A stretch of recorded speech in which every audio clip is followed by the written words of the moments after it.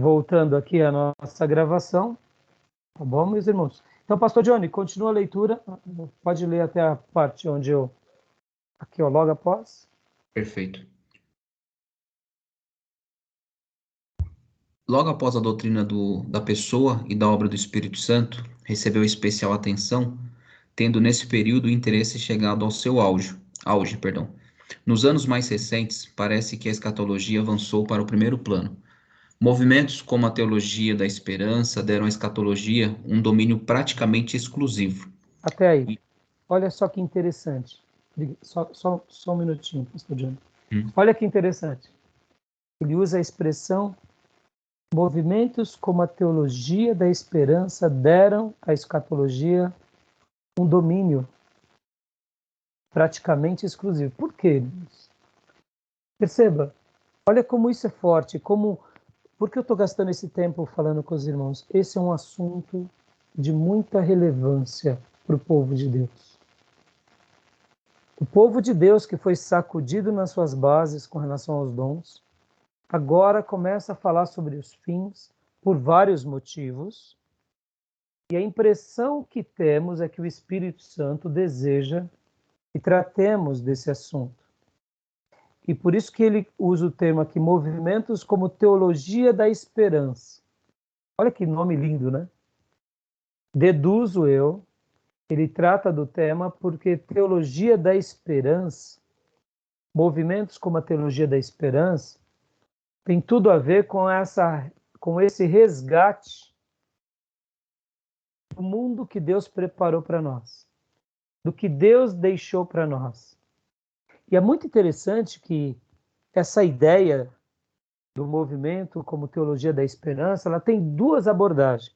Uma que é a profecia onde desfrutaremos, e outra que é o papel da igreja na construção desse mundo. Então, olha que interessante, eu poderia acrescentar dessas duas formas, né? E agora eu faço uma pergunta aqui. Quem é convertido aqui, quem é convertido há menos de 10 anos aqui? Menos de 10 anos. Gil, você tem quantos? Johnny? Eu tenho 15 aninhos de idade. De idade, pastor? Como cristão. 18, eu só completei a maioridade. Já está de maior, por isso que virou pastor. Tô brincando. Se fosse assim, né? Quem nasce na igreja já estava com o kit consagrado. Exato. Né? Denis, quantos anos de cristão? E Aline? Travou de novo, Denis. 15. 15. A gente se converteu junto, em 2009. Olha aí. Felipe, você desde os 11, né, filhote? Está com 25 30 anos, praticamente. 25, né? 36, Bom, vocês, principalmente quem está de 15 para cá, mas assim, eu estou desde os meus 17 anos, eu estou há 33 anos no Evangelho. Olha que interessante, irmãos. Era comum se ouvir muito sobre mensagens dos sinais dos tempos. Era comum falar sobre prepare-se porque Jesus está às portas. Era comum a gente pegar assuntos, livros, temas. Nesses últimos 20 anos mudou esse assunto no seio da igreja? Mudou ou não? Muito. Muito. Vocês têm notado que tem tido cada dia menos mensagens nesse tema? Agora eu pergunto, ora, não deveria ser o oposto? Não deveríamos continuar com mais ênfase? O que aconteceu na igreja para que a ênfase diminuísse? Materialismo. O homem como centro do debate, não Deus, né? O que mais? Eu acho que tem a ver com o que o Felipe falou, o desprendimento da própria palavra, né? Começa a dar foco e ênfase em outras coisas, e aí... E o abandono da palavra. Exato. Sim. Se você já não vai para a palavra... Ó, irmãos, modéstia à parte, esse domingo eu preguei uma mensagem. Escutem depois. Eu falei sobre Saul e Davi, e falei sobre por que Saul foi rejeitado e por que Davi foi aprovado, sendo que os dois eram dois pecadores. E assim, a síntese foi muito forte, porque Samuel diz que o grande pecado de Saul foi porque ele abandonou a minha palavra. Essa foi a sentença de Saul. E Davi, o oposto de Saul, amava a palavra. Agora que vocês vão gostar mais, eu fiz um paralelo na história lá de 1 Samuel, das cabras monteses e dos currais das ovelhas. Na passagem que eu li, é aquela que Saul entra numa caverna em Engedi e Davi está escondido em Engedi, que é a oeste do Mar Morto. É uma cidade, é como se fosse um lugar rochoso onde tem um oásis. Engedi é o lugar das cabras, né, onde as cabras bebem água, águas das cabras, alguma coisa assim. E Davi está ali escondido. E Saul vai usar o banheiro. Como vocês lembram, Davi poderia ter matado Saul e não mata. Lembra da história? E então, ali, naquela passagem, conta isso. Conta que tinha cabras monteses e tinha currais de ovelhas. E eu faço um paralelo, mostrando a vida dos dois. Um como bode e outro como ovelha. E aí, mas vocês têm que ouvir a mensagem, porque foi fantástico. Eu, particularmente, amei. Bode odeia a palavra. Ovelha ama a palavra. Bode pula a cerca. Ovelha fica no aprisco. Saul era o bode que vivia livre. Davi era a ovelha, que sempre estava debaixo dos termos da palavra. Fantástico. Ele não mata Saul por causa da palavra, ele guarda a palavra. Mesmo que não... inclusive domingo, eu ia até citar isso e esqueci. Não tinha um texto bíblico dizendo, não mate o meu ungido. Tem um texto bíblico assim? Você não pode matar o ungido, senão você vai ser amaldiçoado. A gente não tem um texto assim, por exemplo. Quando levantar o rei ungido, você não pode desferir um golpe no rei ungido, porque se você fizer isso, não tem uma passagem no Pentateuco dando essa clareza dessa forma. Mas não tem horas que um servo de Deus, que é a ovelha, ele não precisa de um texto dizendo dessa forma. Basta ele saber que o grande profeta, que é Samuel, foi lá e ungiu Saul.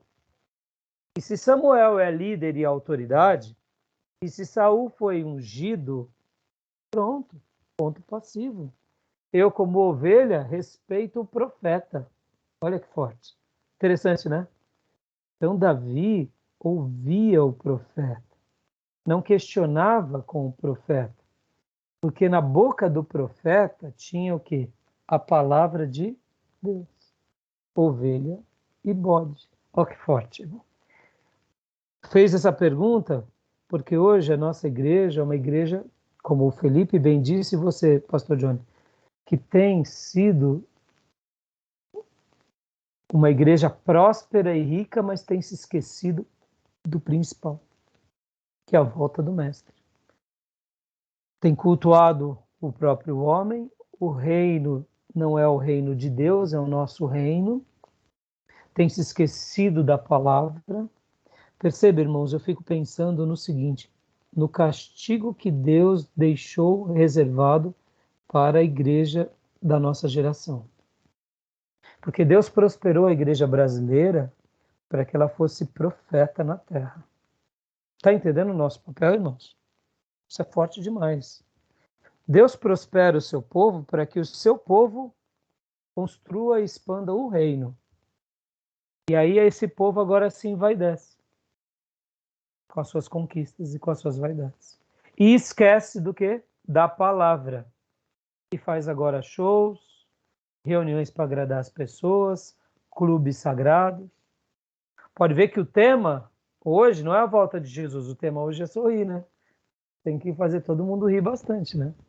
Você tem que fazer as pessoas chorar com emotividade. Irmão, não sou nada contra risadas e nada contra emotividade.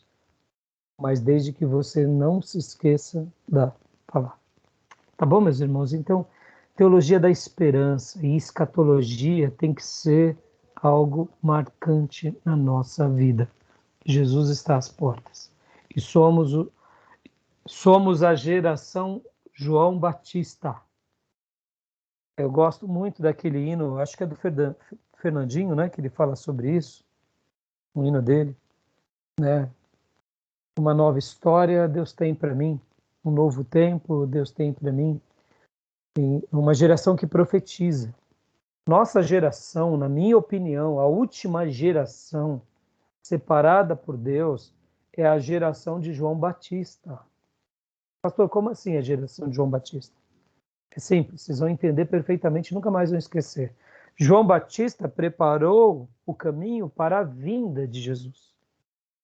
A geração de João Batista é essa igreja, esses lavados e redimidos, que estão preparando o caminho para a volta de Jesus.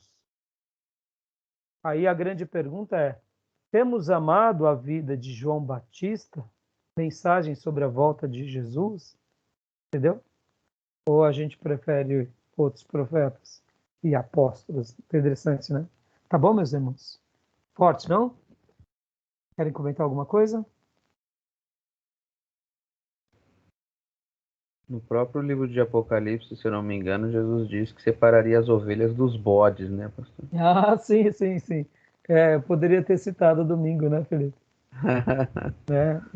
Você acredita que o assunto, eu até lembrei, mas a gente toma nota de tanta coisa que acaba nem... Né? Mas é isso aí. Pode ler para nós, pastor Johnny, aqui mais um pouquinho. Aqui. Vamos lá. Em outros tempos, uma doutrina exigia um século ou mais para uma completa delineação. Mas agora, com a aceleração da discussão, da pesquisa e da comunicação, os períodos podem ter sido abreviados para um quarto de século ou menos. Dá uma pausa aqui, de novo. A gente vai já tratar um pouco sobre isso, mas lembra de Daniel quando fala que o conhecimento seria multiplicado? Não, isso é fantástico. Isso é a prova que a gente já é essa geração do fim. Exponencialmente, eu estou sem nenhum quadro aqui, mas imaginem uma linha aqui, como se fosse na minha horizontal aqui, tá? Uma linha. A história do ser humano é mais ou menos assim, irmãos. Vou pegar esse livro como exemplo. Ó, a história do ser humano, da tecnologia mundial, ela é mais ou menos assim. Ela vai tendo as suas descobertas.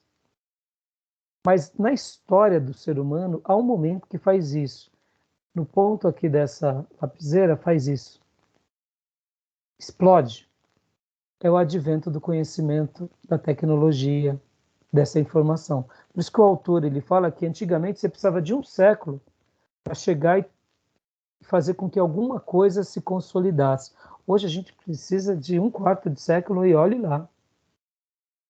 Porque o conhecimento se multiplicou. E quando a gente diz o conhecimento se multiplicou, entenda como profecia de Daniel falando sobre essa geração de João Batista, que está dizendo, olha, o fim está próximo. Estão entendendo? Essa é uma das características. Guarde essa expressão, irmãos. Para que Jesus volte, ou para que a gente adentre os últimos tempos de fim, deixa eu aqui até mudar o quadro aqui de novo. Olha só que interessante. Olha lá, olha que interessante aqui. Como eu falei para vocês. Esse pedaço aqui, que é a última semana de Daniel, e aqui é a história da igreja, que é um cenário. Esse cenário ele é bem característico com várias coisas. Ou seja, a forma em que Jesus vai voltar, o cenário tem que ter alguns itens, tem que ter algumas características. E uma delas é o conhecimento ou a ciência se multiplicando. Isso faz parte do contexto para que Jesus volte. Então, para que Jesus volte, o palco está montado, precisa... Vou pegar aqui um exemplo. precisa se cumprir certas profecias, precisa se ter mais terremotos, precisa se ter mais pestes, precisa se ter Israel como nação, precisa se construir o templo de Jerusalém. Opa! Templo de Salomão lá em Jerusalém. Mas já tem o templo de Salomão. Opa! Olha que coisa curiosa, não? O povo de Israel ficou durante quase 2000 anos desejando construir o seu templo, e um bispo aqui no Brasil, em nome de uma igreja, constrói o templo de Salomão. Seria esse o templo de Salomão, escrito lá em Apocalipse, escrito em Daniel? Porque guardem isso, irmãos, o templo já está de pé, só não tem um sacrifício. Eu creio que não, mas já é o prenúncio disso. Porque os próprios judeus nunca permitiram isso no mundo e, entre aspas, acabaram permitindo que uma igreja fizesse isso. Olha que interessante. Então, o cenário tem que estar montado. Outro detalhe, o mundo tem que ser religioso, irmãos. O mundo não pode ser ateu. Olha que forte, irmãos. Porque o contexto do Apocalipse, o mundo tem que ser religioso. Olha que interessante, a queda do comunismo. Hoje a Rússia, ela é religiosa ou não? Ou ela pratica o ateísmo? O que vocês acham? Lá tem predomínio ortodoxo, né?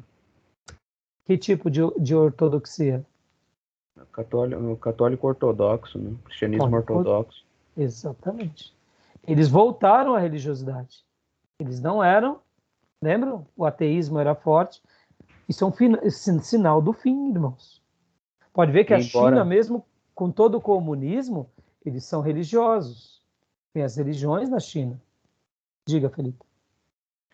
Embora o Ocidente, né, você tem um predomínio do cristianismo, mas há um aumento da própria religião pagã. O paganismo tem crescido no mundo inteiro, sobretudo no Ocidente. Sobretudo. Por outro lado, o mundo tem que ser religioso do advento do anticristo. O mundo estava caminhando para o ateísmo, houve uma queda do Muro de Berlim em 91. Foi como se fosse o sepultamento do ateísmo.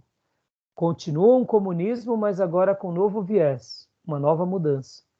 O palco está montado, irmãos. Estão entendendo? O palco está montado. Faltam alguns personagens principais. O anticristo? Opa! Sim. A besta? Opa! Falso profeta? Estão entendendo, irmãos? Isso é muito forte, não? Tá bom? Beleza? Alguma pergunta até aí, irmãos? Não? Tranquilo? Querem falar alguma coisa? Tá dando para entender, Denis? Tá dando para entender, Aline? Então, vamos lá. Pastor Johnny, pode continuar a leitura aqui para nós. Eu quero que leia mais essa frase. Joia. A preocupação com a escatologia tem tomado formas diferentes em grupos diferentes. Nos círculos cristãos conservadores, relaciona-se com a ordem dos acontecimentos concernentes à segunda vinda de Cristo. Os conservadores chegaram a um consenso nos pontos principais da escatologia por volta do início do século XX. Todos os seres humanos, exceto os que ainda estiverem vivos na volta do Senhor, devem passar pela morte física e, nesse momento, passam para um estado intermediário apropriado à sua condição espiritual. Os que se entregarem à obra salvadora de Jesus Cristo irão para o lugar de bem-aventurança e galardão, mas os que não se entregaram irão para um lugar de castigo e tormento. Em algum tempo futuro, Cristo voltará de modo corpóreo. Então todos os mortos serão ressuscitados e entregues ao seu destino final, o céu ou o inferno. Lá permanecerão eternamente, numa condição inalterável. No entanto... Lembra? Tá bom, até aí, só um minutinho, por favor, pastor. Lembra que eu falei semana passada, né? Sala de estar do céu e a sala de estar do inferno, né? Dando aquela ideia. Agora aqui, mais um ponto que eu quero pedir para o pastor ler. Olha que interessante, irmãos. O pastor, o teólogo Millard J. Erickson, ele trabalha nessa ideia de que há consensos. E graças a Deus por esses consensos. Porque antigamente não havia consenso sobre isso. Cada igreja tinha a sua linha. Cada um seguia os seus dogmas. E entre os ortodoxos há esse consenso. E aí onde entra isso que eu estou falando para os irmãos. Irmãos, a gente vai ver muita coisa na vida. Mas tentem sempre se unir a esses que têm consenso com as doutrinas principais da Bíblia. Ele pode até não ter uma visão escatológica como a nossa, mas se ele é um cristão piedoso, se ele é um cristão fervoroso, conserve isso. Não permita com que o seu cristianismo se torne um cristianismo humanizado, tá bom? Eu me lembro quando estavam lá no mestrado, o Dr. Paulo estava dando uma aula para nós, e foi muito interessante, porque nós lemos um artigo do reverendo Augusto Nicodemos, aonde ele fazia uma crítica sobre a teologia liberal. E o pastor Augusto Nicodemos dizia assim, que ele, fazendo a crítica, eu nunca vi nenhum liberal enviar missionários para os campos para pregar o evangelho. O liberal, ele gasta um tempão nas suas discussões teológicas, anulando doutrinas bíblicas, mas eles não pregam, eles não enviam missionários para os campos. Estão entendendo? Olha que interessante. Eles ficam nas suas discussões do que é sagrado, do que não é, do que pode, do que não pode, mas não faz a obra. Enviando missionários para os campos, tendo uma mensagem mais de sacrifício, de renúncia. Isso é fantástico, irmãos. Então, perceba, não importa a linha que a pessoa é, conserve esses valores. Isso vai fazer toda a diferença na nossa vida. Estão entendendo? Para que a gente possa ter esses irmãos dialogando conosco. Se eles não pensam igual a nós, não tem problema. Mas eles buscam a santificação? Buscam. Pregam o evangelho? Pregam. Testificam de Cristo? Testificam. Anunciam o reino de Deus? Anunciam. Buscam a santificação e fugir do mundo e fugir do mal? Buscam. São nossos irmãos. Se eles pensam que aqui vai ser o milênio, deixa eles. Entendeu? Não tem problema. E agora aqui um outro ponto aqui, só para a gente já dar mais um pulo. Aqui eu quero fazer um comentário, isso daqui vai ser muito legal, vocês talvez vão entender uma coisa que aconteceu na Idade Média. Leia até aqui, milênio, tá, pastor Johnny? Agora. No entanto, nesse esquema geral, tem havido considerável variação. Primeiro, em relação à questão de haver um milênio, que é um reino de Jesus Cristo na Terra por 1000 anos. E segundo, em relação à posição dos que dizem sim quanto à volta de Cristo acontecer no começo ou no fim do milênio. Joia. Deixa eu só explicar aqui. Aqui ele está falando sobre o que nos une, né? O que nos une e o que nos separa. Olha que interessante, irmãos. Olha só que interessante. A gente tem que sempre se lembrar de tentar enxergar os nossos irmãos que convivem conosco e trabalhar naquilo que nos une. Mas aqui, quando ele cita sobre o milênio, ele está falando sobre a maneira nossa hoje de pensamento, quando virá o milênio, quando será o milênio. Mas olha que interessante. A Igreja Católica Apostólica Romana, naquele período que chamamos de Era das Trevas ou Idade Média, era consenso deles de que eles estavam vivendo o milênio. Sabia disso? Ou já ouviram falar sobre isso ou não? Não. Não? Por que eu estou falando isso? Hoje a respeito. Oi? Li algo parecido hoje, logo quando começa a falar sobre os conceitos de milênio, quando cita Agostinho e tudo mais, ele já cita algo. Então, por que para os católicos ali era o milênio? Pensem comigo, irmãos, olha só que interessante. Você vê a expansão do cristianismo no Império Romano. No ano 300, a religião oficial do Império Romano vira o cristianismo. A partir de então, o Império Romano cai, mas o cristianismo não cai. O cristianismo começa a se expandir, invade todo o mundo da época, principalmente o Ocidente e grande parte do Oriente. eles dominavam de uma forma onde os reis vinham pedir conselho aos bispos e padres e papas. O que era falado e todo o conhecimento que era trazido à corte e trazido às pessoas partia de que grupo? Dos monastérios. Eles que eram os transmissores do conhecimento. Então, o que acontece? Eles viveram um período de séculos dominando sobre tudo e todos. Logo, já estamos no milênio. Por isso que, para eles, era muito fácil não só conduzir as massas, mas também cair na vaidade de que o que eles faziam era da aprovação de Deus. Estão entendendo? Que é como que se a história favorecesse eles. Então, se nós estamos aqui em nome de Deus fazendo uma cruzada, porque ainda tem alguns rebeldes que não se renderam a Cristo, qual o problema? O problema não é nosso, o problema é eles, que são duros de coração. Então, a gente coloca a cruz na bandeira e vamos atacar judeus e muçulmanos. Porque, afinal de contas, Jerusalém é nossa, o mundo é cristão e que Deus salve os cristãos. Mais ou menos parecido com que Deus salve a América, né? Tá entendendo? Em nome de Deus, fazendo batalha. Irmãos, isso é muito sério, né? Parece bobeira, né?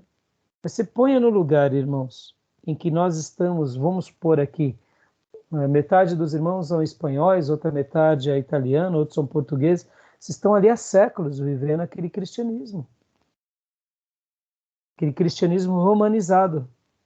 De repente tem um grupinho ali de hereges anabatistas que o Papa manda matar, eles somem no meio do mapa e desaparecem. São grupos errantes, são cometeríamos hereges. o mesmo erro, né, pastor? Oi? Provavelmente cometeríamos o mesmo erro. Possivelmente. Se nós fôssemos católicos, pensaríamos de que forma?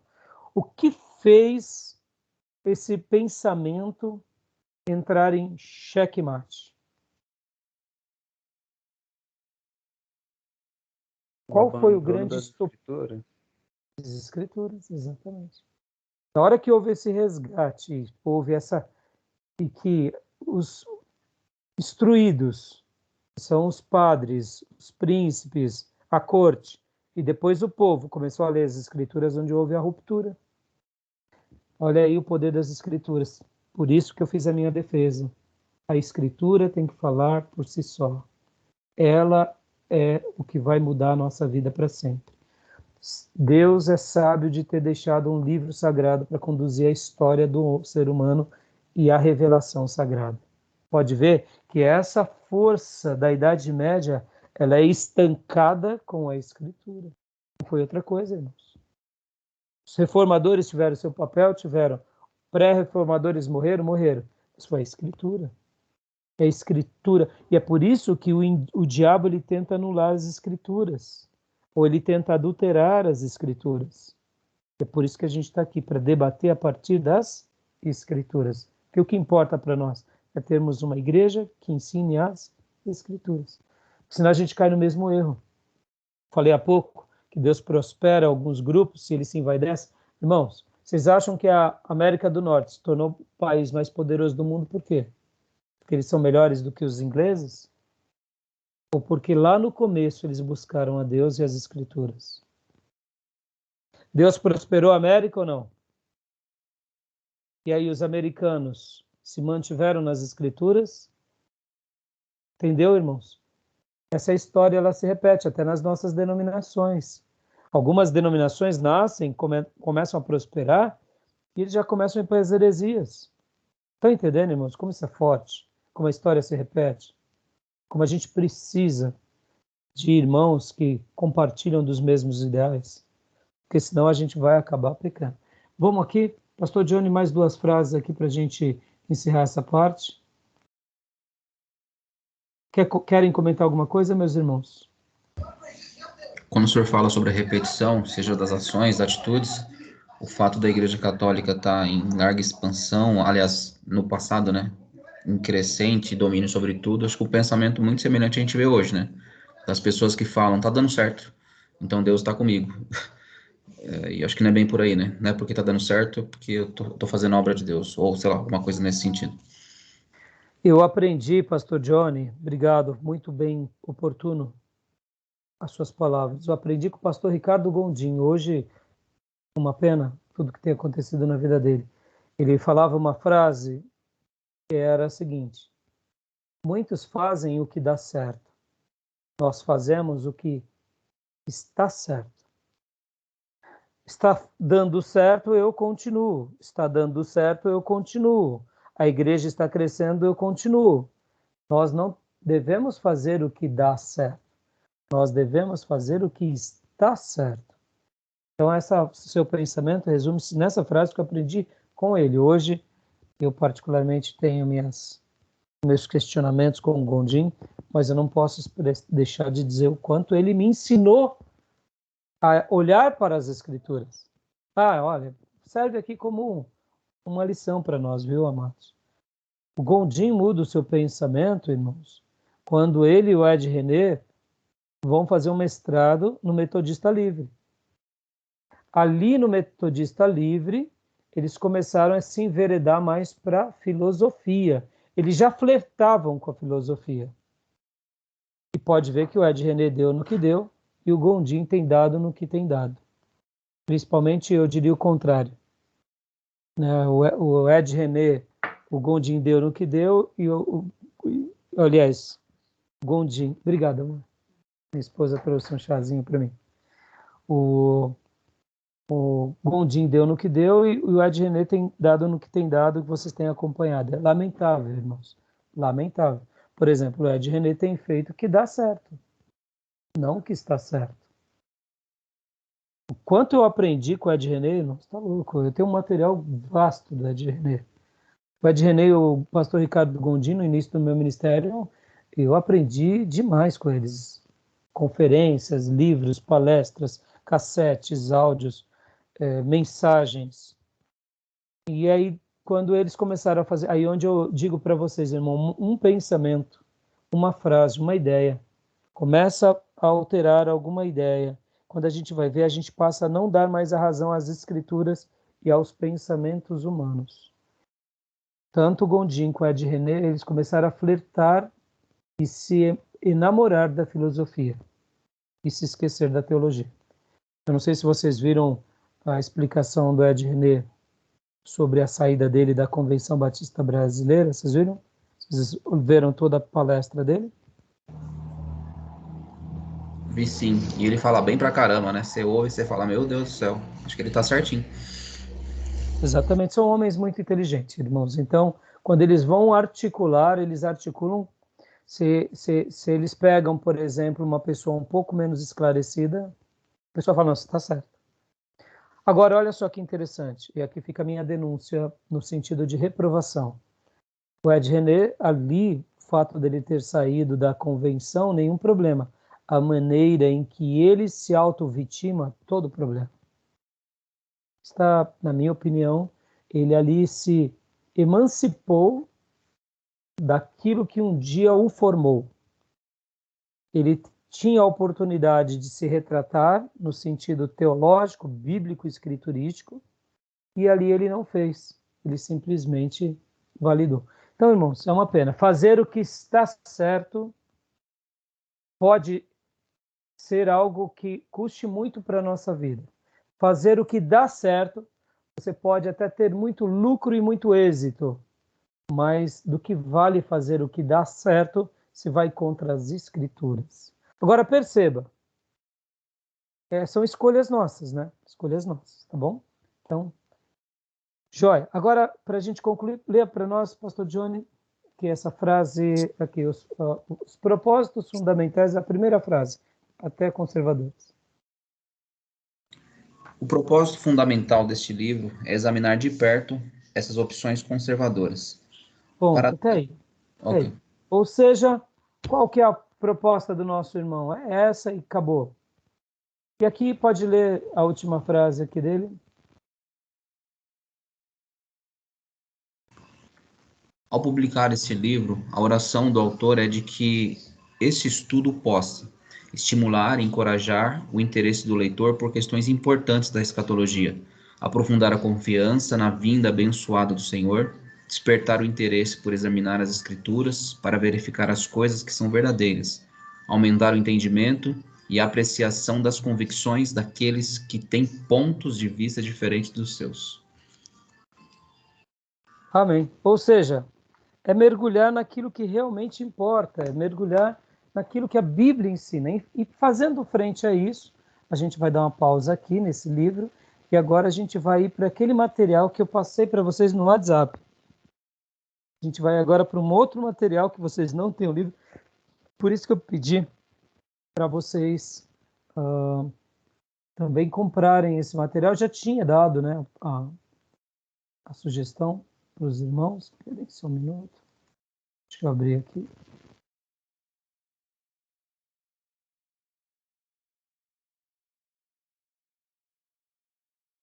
Eu não sei se vocês conseguem abrir. Quem está no WhatsApp? Todos vocês estão no computador ou estão no celular? Computador. Denis e Aline? Vocês estão no computador ou estão no celular? Hã? Computador. Então todos os irmãos estão no computador, né? Jóia. Então, quem puder pegar o celular vai facilitar, tá bom?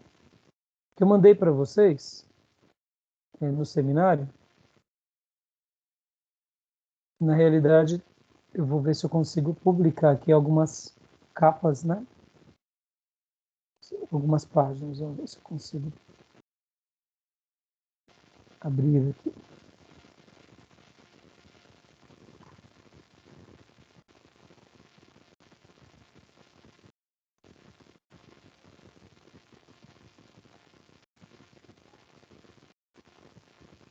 Deixa eu só fazer só um segundinho aqui, irmãos. Eu não sei se eu vou conseguir. Bom, será que vai dar para ler no celular aí, irmãos? Acompanhar pelo celular? Vocês conseguem ver aí ou não? Senão eu vou fazendo um apanhado por aqui.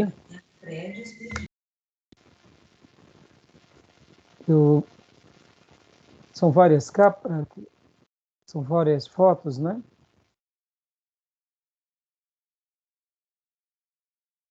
São as imagens que o senhor mandou por último, né, pastor? Isso. Ok. Tem que girar aí, né?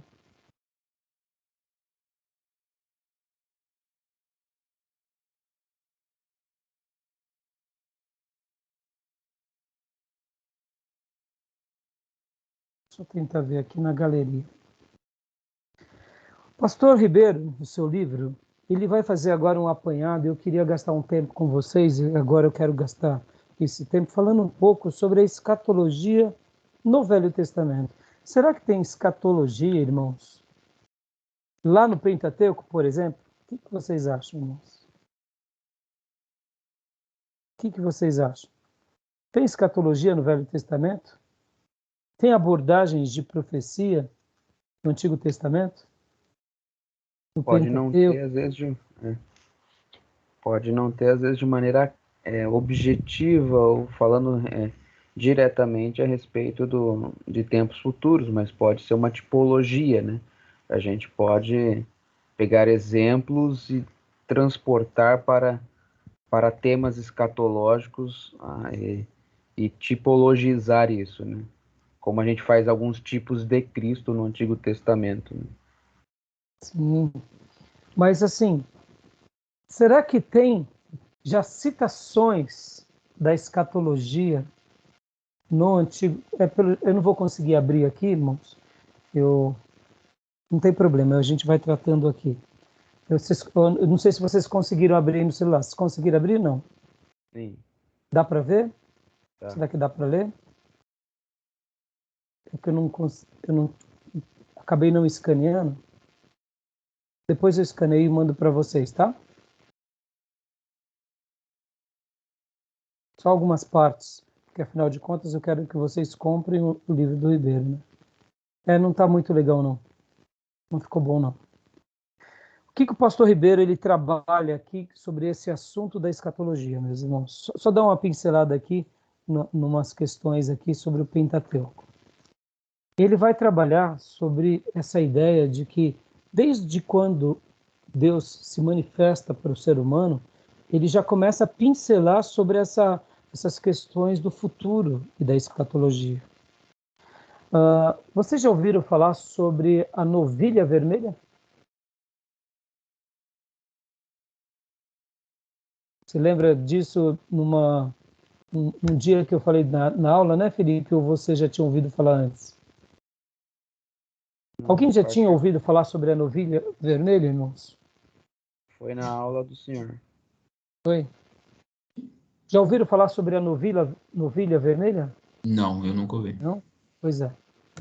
Há uma tradição entre os judeus, mas não é só uma tradição entre os judeus. No Velho Testamento tem uma menção de uma novilha vermelha que o sumo sacerdote tinha que fazer o sacrifício para a purificação. Olha que interessante. Só estou dando uma pincelada aqui em uma das citações do Velho Testamento para vocês ampliarem a compreensão de vocês. Olha que interessante. O que acontecia com a novilha vermelha? Era uma novilha, ou seja, todinha pigmentada de vermelho. O pelo dela tem que ser vermelho. Não podia ter nada de branco, de preto. O Felipe é biólogo, ele sabe até explicar melhor. Vocês veem que o albino na natureza, ele é uma raridade. Pode ver que para a gente ter tanto cachorros albinos, cães, tigres e qualquer animal, para você predominar o albino, você tem que fazer uma seleção para dar aquilo, não é isso, Felipe? Explica um pouco melhor biologicamente. Você tem que selecionar aquela característica genética, né? Porque o albinismo não é comum. Então você isola aquela característica e você começa a reproduzir. Novilha vermelha é a novilha ruivona, totalmente ruiva. Exatamente.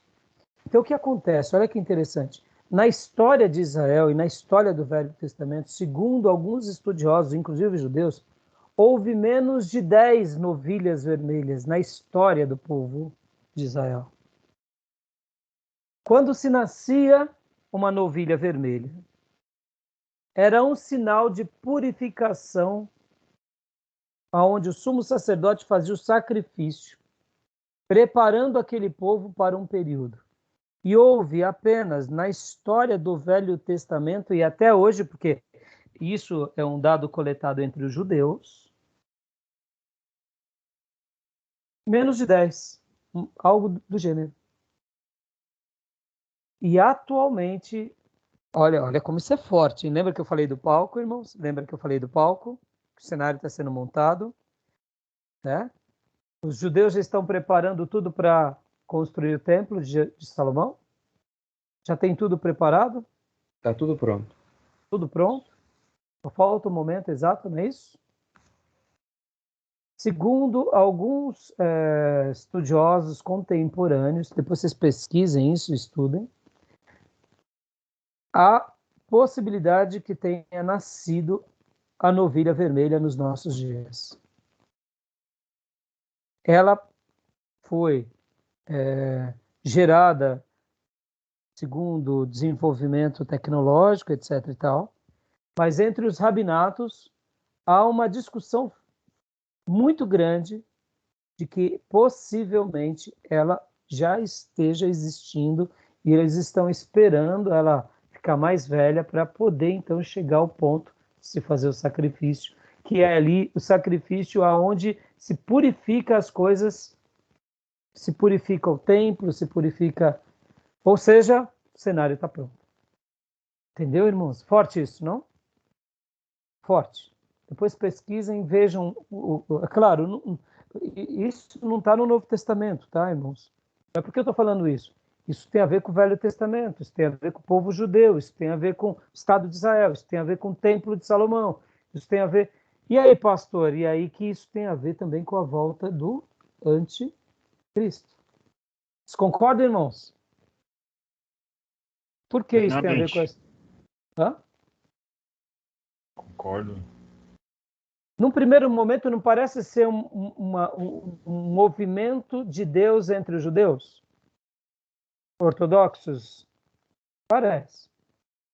Mas, perceba, irmãos, o Novo Testamento enfatiza o sacrifício? Olha aí.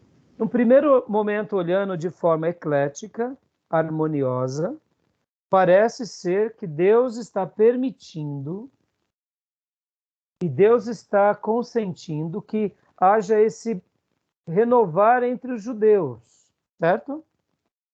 E a gente não pode dizer que Deus não está.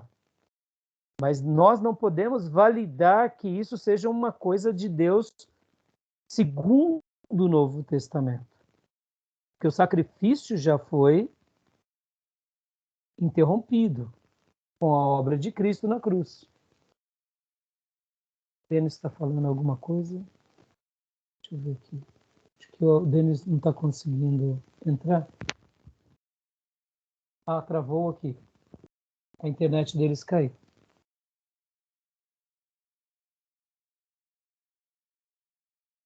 Deixa eu só responder para ele.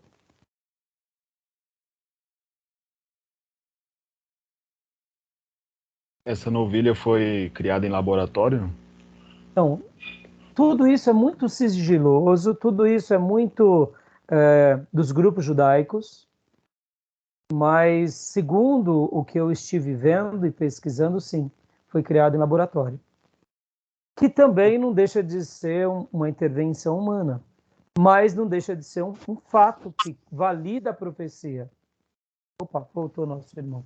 Voltou. Pastor, desculpa, a menina arrancou o fio da internet.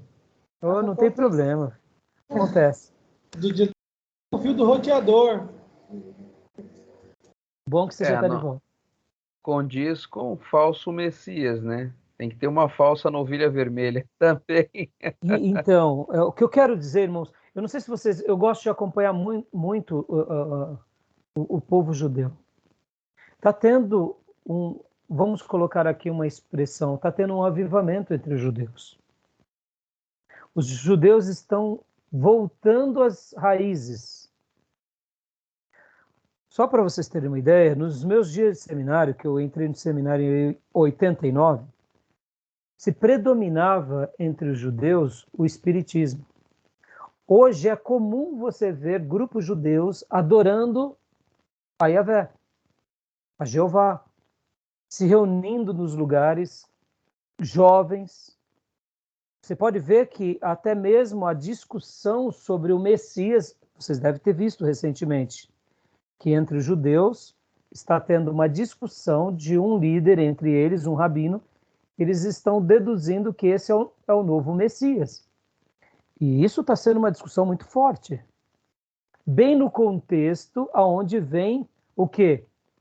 Um dos fenômenos mais raros na história do povo judaico, que é a novilha vermelha. Como eu disse, irmãos, isso é uma anomalia na natureza ou, para nós, uma permissão divina. É uma raridade nascer uma novilha vermelha na história da humanidade. Quando eu digo novilha vermelha, é totalmente vermelha, irmãos. Tem que ser totalmente. Porque é vermelha, mas tem uma parte branca, vermelha, mas... Isso não é. Mas quando se predomina. Então, como eu disse para vocês, na história do Velho Testamento, há poucos episódios, e na história do cristianismo, parece que não houve episódios. E agora está tendo um episódio. Isso é muito forte, irmãos. Segundo notícias, depois de 2000 anos. Então, depois vocês pesquisem aí, vocês vão ver. Super interessante. Ou seja, por que eu estou falando tudo isso, irmãos? O cenário está sendo montado. Então, agora você me pergunta, mas pastor, não é Deus que está trabalhando entre os judeus? Eu acredito que é Deus que está trabalhando entre os judeus, despertando eles da forma de Deus para levá-los ao evangelho de Jesus nos dias da tribulação. Essa é a minha leitura. Aí talvez você fale, pastor, você viajou agora, hein? Não, eu vou chegar lá. Irmãos, não sei se vocês já ouviram falar também que tem grupos hoje, inclusive grupos seculares, que não tem nada a ver com que eles estão pregando abstinência sexual, castidade. Atores famosos, já viram isso? Já viram alguma coisa desse gênero? Não, eu não. Não? Depois dá uma pesquisada. Tem pessoas famosas, pessoas bem-sucedidas, que depois de uma vida de depravação, viram que o sexo, que a orgia, não satisfaz. E eles, então, se uniram a outros que pensam, que chegaram à mesma conclusão, e estão vivendo uma vida de abstinência. É quase que são celibatários no sentido do sexo. Eles, tipo assim, eles vivem sem sexo, entendeu? Dá para entender? Dá para ver vocês conseguem imaginar uma situação como essa? Isso é algo que está acontecendo nos nossos dias.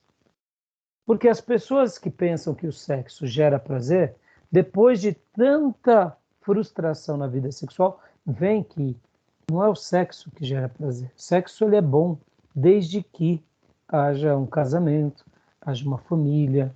Ele é um complemento, ele não é o que gera felicidade. Depois de tanta deturpação, pessoas ímpias estão chegando a essa conclusão. Olha como as pedras estão clamando, irmãos. Não é? Pedras estão clamando. Depois de usar e abusar, né? Mas, Gil, pensa comigo, louvado seja Deus, que as pessoas estão vendo que o celibatário não é um discurso religioso fútil nosso. Porque até hoje, dentro das igrejas, a gente tem dificuldade de falar o quê? Que o celibatário é bênção. Por quê? Porque o mundo entrou dentro da igreja de tal forma que quando o irmão não faz sexo, ele antes do casamento, ele é tido como idiota. E trair a esposa é algo comum. Olha que loucura. Isso nas igrejas evangélicas. Isso mostra o caos que a gente se distanciou da palavra. Por isso que o discurso do sexo antes do casamento tem que ser resgatado conosco. E quando a gente vê essas pedras clamando, quando eu digo pedras, porque são pessoas que não têm vínculo religioso, isso só mostra que o nosso discurso não é nem um pouco antiquado, é um discurso sagrado. Porque, irmãos, esses dias eu conversava com um irmão e ele falava assim, pastor, mas deve ser muito difícil, né? É um irmão que passa pelo divórcio. Eu falei, não, claro que é. E aí, pastor? Eu falei, e aí, celibatário, filho? Não tem meio termo. Não tem o que falar. Hoje nós aqui, irmãos, todos nós somos casados. Nós podemos ficar viúvos. E aí? Celibatário, irmãos. É simples assim. É simples assim. Até que o Senhor prepare, se for da vontade dele. Ou a gente se mundaniza e aí a gente faz frente de uma igreja que dá certo, né? E não da igreja que está certa. Tá entendendo, irmão? É simples. Se as nossas esposas, né? Se nós partirmos e elas ficarem viúvas, elas têm que praticar o celibatário. Ah, mas elas são bonitas, são celibatário. Até Deus preparar a esposa. É nisso que a gente é sal e luz, né? Mas voltando à novilha vermelha, eu estava falando da novilha vermelha porque a gente começou a falar do Velho Testamento e as profecias do Velho Testamento. Perceba, essa novilha vermelha, na minha concepção, é o despertar dos judeus para essas verdades do Velho Testamento, mesmo sendo errado e mesmo culminando no anticristo, tá? Por quê? Lembram daquela outra profecia de 144 mil? O que diz o texto? Que eles teriam que ser quem e o quê? 12 mil de cada Tribo de Judeu, né? Das 12 Judá, tribos de Israel. judeus. E eles tinham que ter mais alguma questão aliadas a eles. Eles seriam o quê? Celibatários. Seriam virgens. Olha que interessante, irmãos. Interessante isso, não? O texto sagrado mostra que eles seriam virgens. Então, a impressão que nós temos é que esse movimento, que pode, num primeiro momento, culminar num laço para eles, lá na frente Deus vai usar isso como um meio para atraí-los novamente ao verdadeiro cristianismo. Vamos agora, irmãos, ler alguns textos do Velho Testamento, porque assim, deixa eu só fazer uma pincelada aqui do livro do Ribeiro, no primeiro capítulo dele, que ele vai tratar... Tudo bem até aí, meus irmãos? Tudo bem? Eu não sei se vocês entenderam o que eu quis citar. Deu para entender a minha abordagem? Foi confuso o que eu quis falar sobre a questão da novilha vermelha? Piorou, ajudou? Essa questão do celibatário, como Deus lida com isso, ou como Deus vê isso? Eu não sei se ajudou ou piorou. Estão com alguma dúvida? Ajudou sim, pode ter certeza. Gil, Felipe, Denis, Aline. Tá ótimo, pastor, tá claro. Vão perguntando, tá, irmãos? Eu estou indo... como a gente está misturando ainda um pouco os livros, ainda a gente não engatou uma primeira, uma segunda, uma terceira, como eu gosto. Pode ver que nas outras matérias, irmão, uma hora dessa a gente já está... O livro é um pouco mais complicado. Eu estou tendo que criar um enredo para não complicar mais vocês e para tentar chegar num denominador comum. Mas, assim, por hora, agora, só dando uma pauta das próximas matérias, a gente vai trabalhar um pouco nas profecias do Velho Testamento, para depois entrar na teologia da escatologia do Novo Testamento. Então, hoje a gente vai estar aqui começando um pouquinho com o livro do Zé, porque, assim, o livro-texto nosso, ele vai trabalhar muito sobre conceitos escatológicos contemporâneos. Tudo bem, legal. Mas e o Velho Testamento? Estão entendendo? E Daniel? E Zacarias? Vocês estão entendendo? Para mim é mais relevante isso nesse primeiro momento, porque eu quero fundamentar vocês com os textos sagrados, para depois irmos para as discussões contemporâneas. Estão entendendo? Porque assim fica mais fácil vocês avaliarem à luz da filosofia, da teologia e dos pensamentos dos pensadores ou dos últimos pensadores. Estão entendendo, irmãos? Então, vamos lá para o livro de... abram comigo agora no livro de Zacarias, irmãos. Como vocês muito bem sabem, irmãos, no Velho Testamento, há muitas citações sobre a escatologia. A primeira citação é Gênesis 3,15, que ali já faz um projeto de profecia redentiva. Pode ver que Gênesis 3,15 é o proto-evangelho. Não é isso? Lembram do que diz? Que o descendente da mulher pisaria na cabeça da serpente e a serpente feriria o calcanhar. Ali o que já era uma profecia? Para Adão e Eva, pensem, ali já é o Apocalipse redentivo. Não é? Concorda comigo? É Adão e Eva, estava fresquinho a queda. Tinham acabado de comer o fruto proibido. Veio uma profecia do próprio Deus, falando da redenção e que da descendência da mulher haveria a salvação da humanidade. Que aquele descendente seria ferido no calcanhar, mas que a serpente seria morta. Ali é o projeto da redenção. De uma forma simples e sucinta, não deixa de ser uma profecia escatológica, ainda no Jardim do Éden. Percebam? A profecia apocalíptica sempre foi anunciada. Como que daria o cumprimento dessa profecia? Passaram-se 4.000 anos. Segundo a cronologia judaica, até Jesus é por volta de 4.000 anos. De Adão e Eva até Abraão é 2.000 anos. De Abraão até Jesus, mais 2.000 anos. Perceba que a profecia e a palavra Apocalipse, lembra que eu mencionei na semana palavra, ela significa revelação ou tirar o véu, como que seria o nascimento desse que mataria a serpente? Como seria a morte dessa serpente?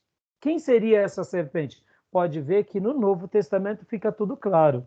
Mas até chegar no Novo Testamento, Deus foi dando mais pinceladas. Ele vai ser da tribo de Judá, descendente de Davi, o governo dele vai ser eterno, ele vai montar sobre um jumento, ele vai ter uma vida e vai ter uma obra onde ele vai ser humilhado, rejeitado, e pelas pisaduras dele seremos sarados. Percebam, tudo isso no Velho Testamento que aponta para Jesus não deixava de ser revelações messiânicas, mas também num contexto quase que apocalíptico. Estão conseguindo me entender?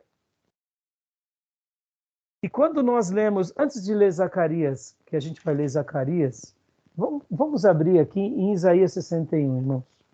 Eu estou fazendo aqui um apanhado, irmãos, porque o Velho Testamento tem muitas citações escatológicas, principalmente quando fala o dia do Senhor, o juízo do Senhor, o acerto de contas do Senhor. Todas essas citações são citações escatológicas. Quando Deus diz que vai levantar um profeta como foi o próprio Moisés, não deixava de ser citações escatológicas. Semana passada até eu ia perguntar para o senhor, eu estava fazendo umas pesquisas a respeito das músicas que eu cantei domingo, junto com o Ministério de Louvor, e, se eu não me engano, Sofonias tem algo a respeito sobre o dia do Senhor. Era Sofonias ou Joel, se eu não me engano. Mas até perguntar se tem a ver em relação a eventos futuros, né? Senão, se o profeta não estava falando dos dias deles ali, né? Somente. Se a gente pode interpretar Essa é a como leitura, algo né? futuro também. Então, na realidade, a palavra o dia do Senhor, ela está dentro do contexto apocalíptico, que é o dia do julgamento, é o dia do juízo, mas que também pode ser lida como o dia da aparição. Porque você, por exemplo, quando a gente pensa no dia do Senhor, para nós, o dia do Senhor, ele tem a compreensão de ser um outro dia que não foi aquele pelo qual ele nasceu, ou ele morreu. Porque nós já sabemos do dia que ele já veio. Mas para o judeu, o dia do Senhor era o dia do advento. Porque dentro do advento e dentro da obra de redenção, logo tinha também a obra do quê? De conclusão da redenção. Só que essa conclusão já se faz em 2000 anos. Então perceba que ele está ligado diretamente entre a parousia, ou aparição, ou anúncio, mas também a consumação. Olha que interessante. Pode ver que a gente está nessa fase. Então, para nós, o dia do Senhor é a consumação, é o desfecho. Mas em algumas passagens pode ser o advento, pode ser quando ele veio. Mas a grande maioria, pode ver que Joel fala sobre isso. E o texto de Isaías 61, vamos lá em Isaías 61, gente, irmãos. Olha que interessante. Um texto muito conhecido, e aqui também vai falar o dia da vingança do nosso Deus, que remete a uma outra descrição com o dia do Senhor. Por que os apóstolos diziam para Jesus, é agora que o Senhor vai estabelecer o reino? É por isso. Na cabeça deles, já que apareceu, está tudo feito. Por isso que eles dizem, é agora que o Senhor vai vir restaurar o reino de Israel? Entendeu, Felipe? Por isso que havia essa pausa que dá entre a ascensão de Jesus e essa história aqui, que é a história das nações, a gente praticamente só entende por causa de outras profecias. Mas para um judeu que viveu no Novo Testamento, Jesus estava às portas. Porque as profecias mencionam isso. Alguém lê para mim? Pode ler, Gil, para mim, Isaías 61, do 1 e o 2? O Espírito do Senhor Deus está sobre mim, porque o Senhor me ungiu para pregar as boas novas aos quebrantados, enviou-me a curar os quebrantados de coração, a proclamar libertação aos cativos e a pôr em liberdade os algemados, e a pregoar o ano aceitável do Senhor e o dia da vingança do nosso Deus, a consolar todos os que choram, e a pôr sobre os que em Sião estão de luto uma coroa em vez de cinzas, óleo de alegria em vez de pranto, vestes de louvor em vez de espírito angustiado, a fim de que se chamem carvalhos de justiça, plantados pelo Senhor para a sua glória. Edificarão. Joia. Até aí. Percebam que esse texto é o mesmo texto que Jesus leu lá em Lucas. Lembram disso? Lucas capítulo 4. 4. Mas na sinagoga ele parou aonde? Vocês lembram? Ano aceitável do Senhor. Ali que ele parou, não foi? Foi, exatamente. Eu preguei Porque ele esse não texto citou o dia da quarta-feira, por vingança, isso que eu lembro. o dia do juízo. Entendeu, Felipe? Ele poderia ter dito. Então, na realidade, o dia do Senhor começa com a aparição, mas ele se concretiza no juízo. E pode ver que essa profecia aqui, irmãos, olha como ela é linda. O versículo 1 e 2, ele tem 2 tempos. Vocês conseguem enxergar? O primeiro tempo no advento de Jesus, na aparição de Jesus, no nascimento de Jesus, na obra do Messias. Pode ver que ele faz tudo isso. O Espírito de Deus está sobre ele, ele prega, ele leva a notícia, ele cura, trabalha, liberta, restaura e proclama a bondade do Senhor ou o reino de Deus. E a vingança? E a vingança? Está por vir. Hã? Está por vir. Está por vir. Lembra que ele disse, eu não vim julgar, eu vim salvar? Estão entendendo? Olha como o Velho Testamento trabalha as profecias.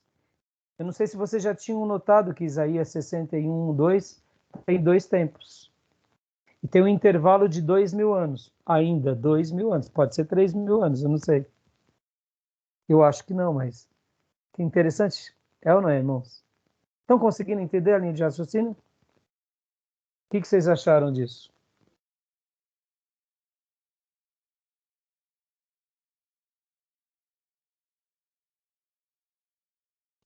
Extraordinário. E aí demonstra o cuidado que a gente tem que fazer na leitura, né? Porque a gente é tão, eu pelo menos, não sou tão rápido em ler. E aí esse raciocínio às vezes passa despercebido, mas assim, extraordinário. E você vê, pastor Johnny, Jesus, quando ele leu o texto ali na sinagoga, ele leu o texto consciente da missão dele era essa. Por aquele tempo, naquele período.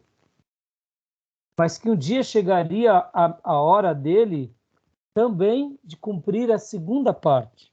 Olha que fantástico agora. Vamos para Tessalonicenses. Ó, a gente vai gastar durante algumas aulas um bom tempo com a escatologia do Velho Testamento e a gente vai fazer o link, tá, com o Novo Testamento. Mas vamos lá para Tessalonicenses. Agora vocês vão ver algo fantástico que talvez vocês nunca tivessem notado ou pensado.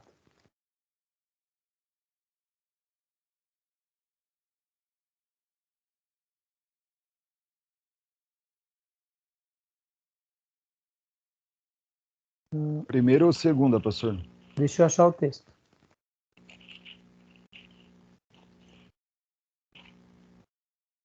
Segunda Tessalonicenses, capítulo 1.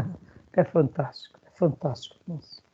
A Bíblia se completa, irmãos. Como a hermenêutica é magnífico. Como conhecer as profecias, entender os pontos, as vírgulas, os tempos.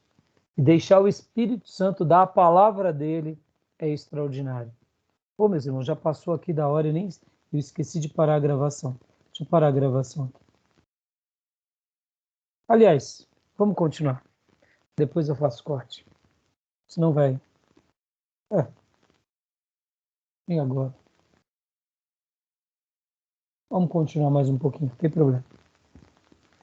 Vamos lá. Leia para mim 2 Tessalonicenses 1:6 ao 8 e o 9. Pode ler para nós, Denis. 2 Tessalonicenses do 1:6 ao 9.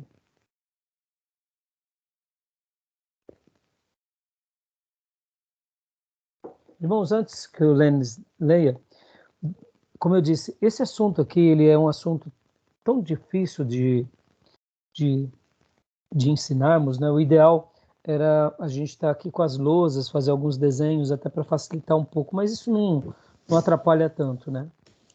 Mas o assunto da escatologia ele tem que ser trabalhado com tanto critério. Por exemplo, o pastor Johnny mandou um vídeo para mim esses dias, falou, pastor Rai, olha o que eu achei, aí depois até pedi para ele compartilhar no grupo. Eu achei muito bom. Não conheço aquele ministério, mas ele deu uma síntese tão boa sobre o plano e as visões escatológicas. Perceba, ali é o apanhado de tudo aquilo que acreditamos.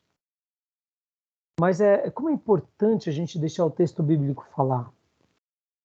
E como é importante a gente argumentar com as demais pessoas e irmãos que pensam e que amam as Escrituras, porque de repente um assunto que hoje ele não é um assunto tão visto por nós, amanhã Deus abre os nossos olhos. Não estou falando que Deus nos dá uma nova revelação, tá bom, gente?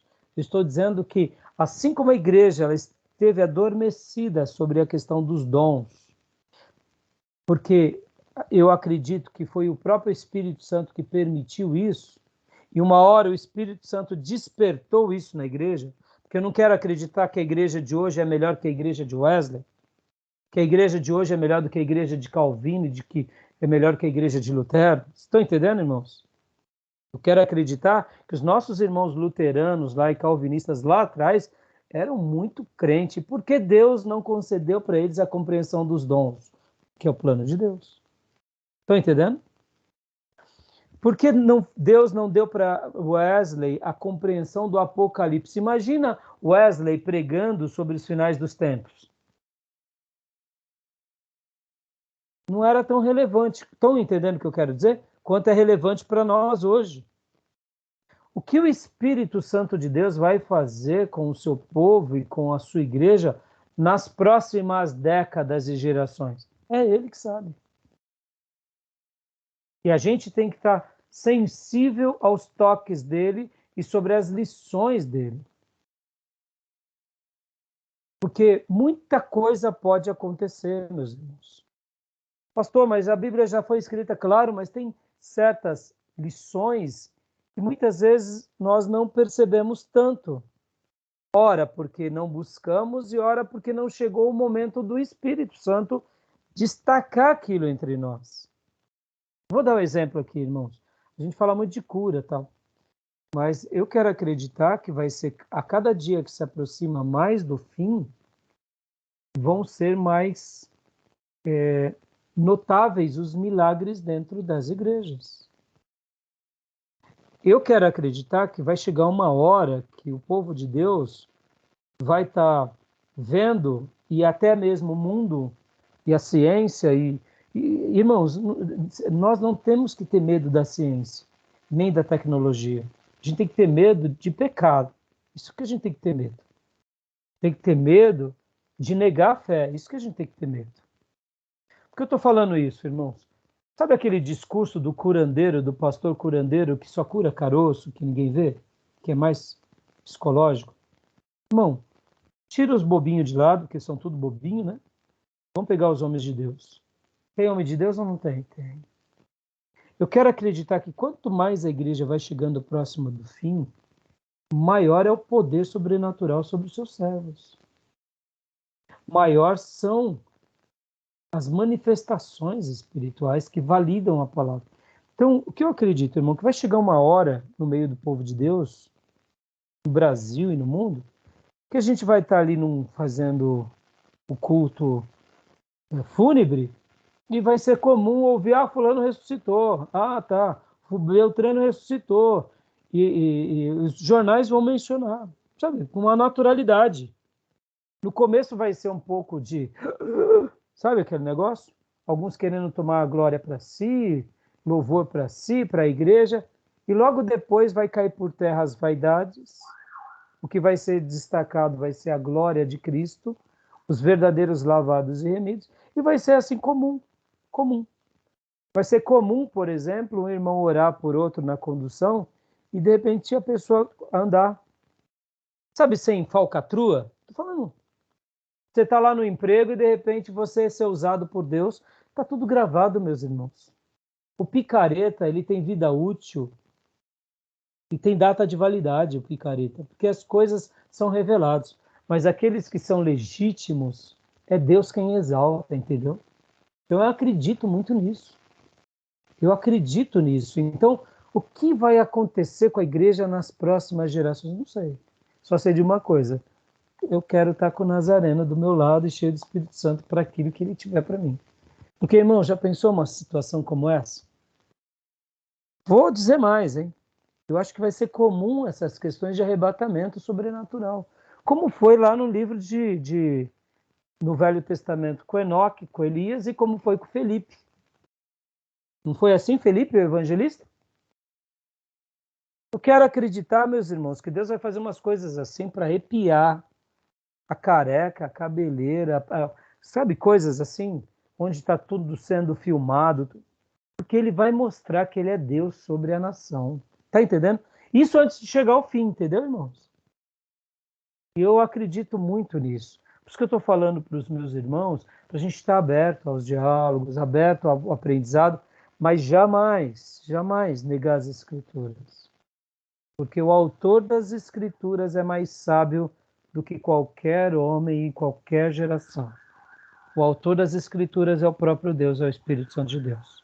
E a verdade diz aqui, ele destaca num certo momento para a glória dele e do jeito dele com o povo dele. Está entendendo? E agora olha esse texto aqui, que é a ponte para Isaías 62, versículo 2. Olha lá. E para nós, Denis. É justo da parte de Deus retribuir com tribulação aos que lhe causam tribulação, e dar alívio a vocês que estão sendo atribulados, e a nós também. Isso acontecerá quando o Senhor Jesus for revelado lá dos céus, com seus anjos poderosos em meio a chamas flamejantes. Dá uma pausa até aí. Ó. Até aí tudo bem, né? Uma palavra pastoral à igreja. Filho, descansa em Deus, espera em Deus, né? Que Deus vai ser revelado e vai... Agora olha o versículo 8. Ó, lembrem-se disso. Guardem isso, olha que forte isso. Na primeira aparição, Jesus vem para pregar o amor, pregar a salvação, pregar o perdão, e não ser o juiz, mesmo ele sendo o justo juiz. Ele não vem para julgar, ele não vem para condenar, ele vem para salvar. Mas na sua segunda vinda, aí, olha só, lê para nós. 8. Ele punirá os que não conhecem a Deus e os que não obedecem ao Evangelho do nosso Senhor Jesus. Ponto, ó. Ele vai vir com os anjos das nuvens e vai punir. É uma segunda vinda, não de proclamação do reino, mas de juízo sobre a terra. O 9. Eles sofrerão a pena da destruição eterna, a separação da presença do Senhor e da majestade do seu poder. 10. Isso acontecerá no dia em que ele vier para ser glorificado em seu santo e admirado em todos os que creem, inclusive vocês que creem em nossos testemunhos. Ponto. O dia proclamar, você vê então os dois tempos da profecia, irmãos, como é fantástico. Guardem isso, irmão, não é um fato de ter o número ali do versículo que significa, porque vocês têm que lembrar, irmãos, eu não sei se, eu acredito que nas aulas passadas eu não falei isso nem para o Johnny, nem para o Gil. Essa ideia da Bíblia dividida em versículos e capítulos, isso é nova, viu, irmãos? O Velho Testamento e o Novo Testamento era literalmente um texto escrito após o outro, sem essa separação, capítulo 1, 2, 3, 4, 5, entendeu? Então pensem comigo, Isaías, não era Isaías 61, versículo 1, era o texto de Isaías, era uma profecia de Isaías. Aquela separação que a gente faz do 1, do 2, do 3, essa é uma separação nossa, que os maçoréticos fizeram mais recentemente. Facilitou isso? Facilitou. Mas, ao mesmo tempo, isso não significa que os números sejam sagrados. O que é sagrado é o texto. Tá bom, meus irmãos? Proclamar o ano aceitável do Senhor, vírgula, o dia da ou se não, e o dia da vingança do nosso Deus, há uma pausa de 2000 anos e estamos nesses 2000 anos. Vocês conseguem ver que aqui nesse texto é a volta em juízo. Ficou claro para vocês? Não é uma volta. E aí aqui a discussão fica forte, irmãos. Porque aí o pré, o mid e o pós vão falar, opa, mas ele está vindo já para julgar, ele não está vindo para arrebatar. E aí? Aí a gente vai deixar para outra aula. Agora, para a gente encerrar essa aula, vamos lá para Malaquias, irmãos. Por isso que eu quero trabalhar com vocês a partir da semana que vem. Eu vou estar mandando para vocês, e como eu disse, vamos ver com o Zé se ele tem mais esse livro, porque a gente vai utilizar ele bastante. Malaquias, capítulo de número 14. Vamos ler Malaquias 12, 9, 10 e 11. E depois a gente vai ler também. Capítulo 1, pastor? Ou capítulo... Capítulo 12, de Zacarias. Zacarias, né? Zacarias.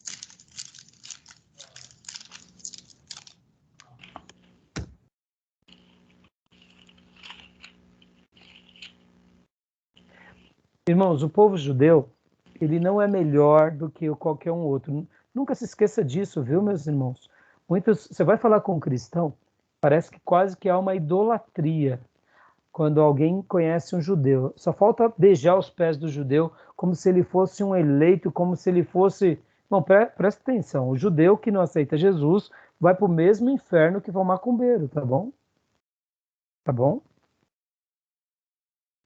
O que faz ele ser melhor não é o fato dele ser judeu ou não, é dele, ele tem uma história por trás dele, isso é um legado que ele traz. Isso é lindo, concorda?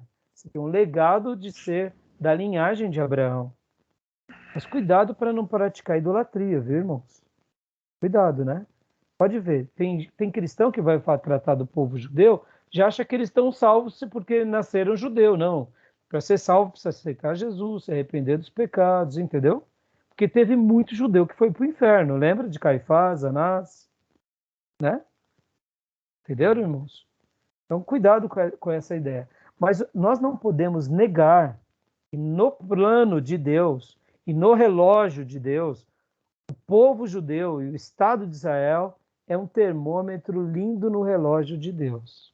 Os ponteiros do relógio de Deus, eles caminham, como dizia o Dr. Paulo, se você quer identificar os sinais dos tempos, olhe para Israel e olhe para o povo judeu. Eles fazem parte diretamente do projeto redentivo de Deus na história. Isso não tem como negar. E aqui, leia para nós, pastor Dio, Zacarias 12, do 9 ao 11. Olha que profecia Eu estou citando algumas porções apenas, irmãos, porque a gente vai chegar em Daniel. Daniel, então, nem se fala, né? É só para deixar vocês com um pouquinho mais de vontade. Zacarias 12, verso 9. Naquele dia procurarei destruir todas as nações que atacarem Jerusalém e Opa, derramarei. olha aqui. Dá uma ideia conjunta e unida de uma fúria contra Jerusalém. Tá claro. Continua. E derramarei sobre a família de Davi e sobre os habitantes de Jerusalém um espírito de ação, de graças e de súplicas.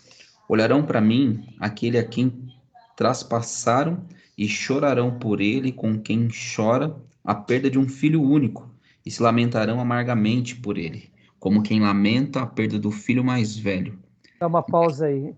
Meus irmãos, essa é uma das maiores profecias da conversão dos judeus naquele grande dia. Pode ver, olharão para mim a quem transpassaram e chorarão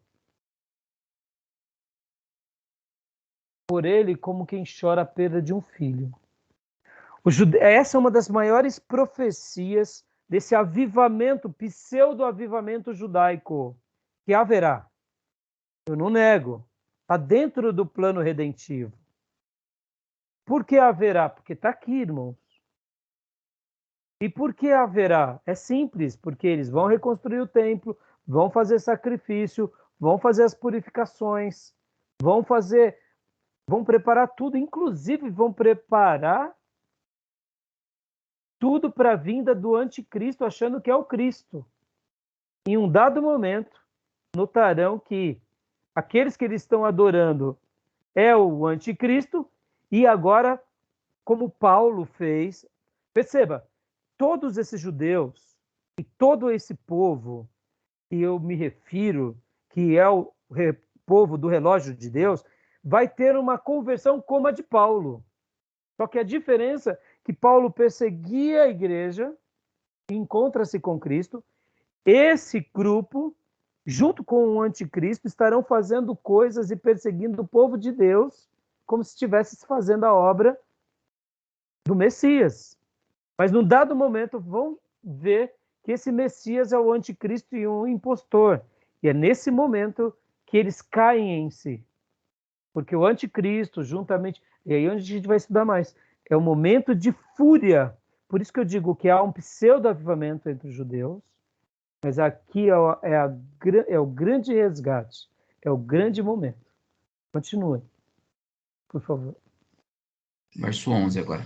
Naquele dia, muitos chorarão em Jerusalém, como os que choraram em Haddad-Rimon, no vale do Megido.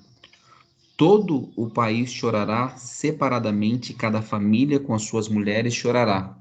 A família de Davi com as suas mulheres, a família de Natã com as suas mulheres, a família de Levi com as suas mulheres, e a família de Simei com as suas mulheres, e todas as demais famílias com as suas mulheres. E aqui, meus irmãos, vai falar outras coisas muito interessantes, mas agora só para vocês verem mais um desfecho de uma profecia. Lembra a semana passada que eu falei que lá em Apocalipse só faltava colocar assim, TV, fibra ótica, online, não lembra? Olha agora esse texto do capítulo 14, do versículo de número... Poderíamos ler o capítulo todo, mas para a gente encerrar a aula, 12.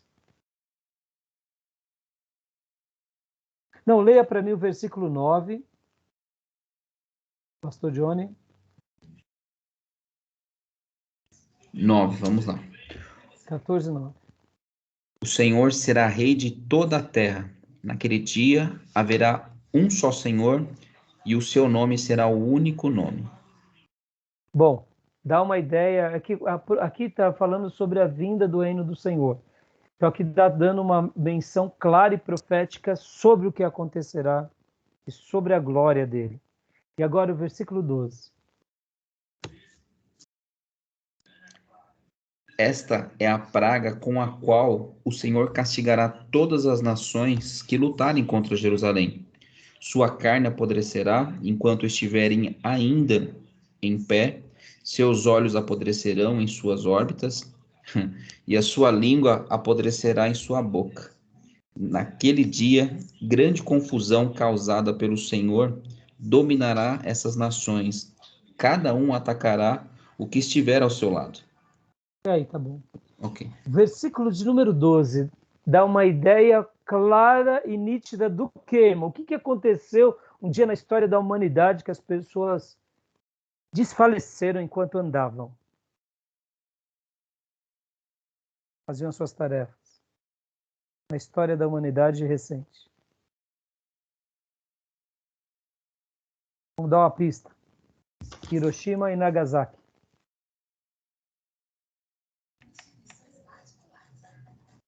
Conseguiram lembrar? Guerra atômica? Aqui é um texto que remete à ideia de um acontecimento. Claro que aqui é uma intervenção de Deus. Pode ser um milagre aqui 100%, irmãos? Pode. Mas olha aqui, irmãos. Sua carne apodrecerá enquanto estiverem ainda em pé. É um anúncio aqui muito forte. Não tem como uma pessoa está andando, está fazendo, ver a carne apodrecer. Tem? Em pé. Não dá. Mas algo assim, na semelhança de uma bomba atômica. Segundo alguns estudiosos, aqui já é o anúncio da bomba atômica, irmãos. Porque não existia como se destruir o ser humano, né? Seus olhos apodrecerão em suas órbitas e as suas línguas apodrecerá em sua boca. Repentino. Porque dizem que em Hiroshima e Nagasaki, quando as bombas atômicas caíram, ficou como se fosse, nos lugares mais próximos, ficou marcas de pessoas. Como se elas fossem pulverizadas. Outras aconteceram esse desfecho. Aqui é um anúncio, irmãos, de que o cenário precisava até de algumas coisas, inclusive bomba atômica. Pode ver. É uma descrição. Agora, talvez você me pergunte, pastor, mas aqui vai ser um juízo onde Deus faz ou onde Deus permite com que aconteça?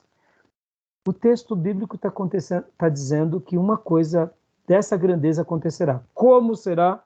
Hoje a gente pode dizer que a bomba atômica é uma possibilidade. Mas e se for aqui um castigo da parte de Deus, diretamente dele? Pode ser também. Estão entendendo, irmãos? Tá bom, meus irmãos? Tranquilo? E para a gente estar encerrando aqui, né? Alguma dúvida, meus irmãos? Eu não sei se hoje querem comentar alguma coisa do que leram, do que estão lendo.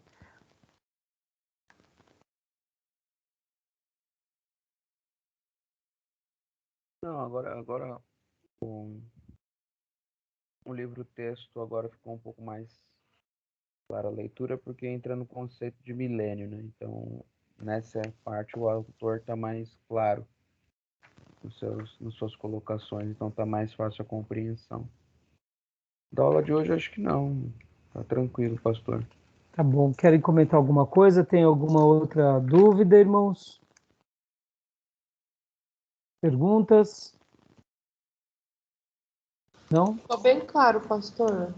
Então tá bom, meus irmãos. Olha, então semana que vem a nossa pauta, já vou até passar para vocês, se vocês quiserem ficar levantando questões, a gente vai trabalhar muito sobre a escatologia no Velho Testamento, apontando para o Novo, fazendo as pontes.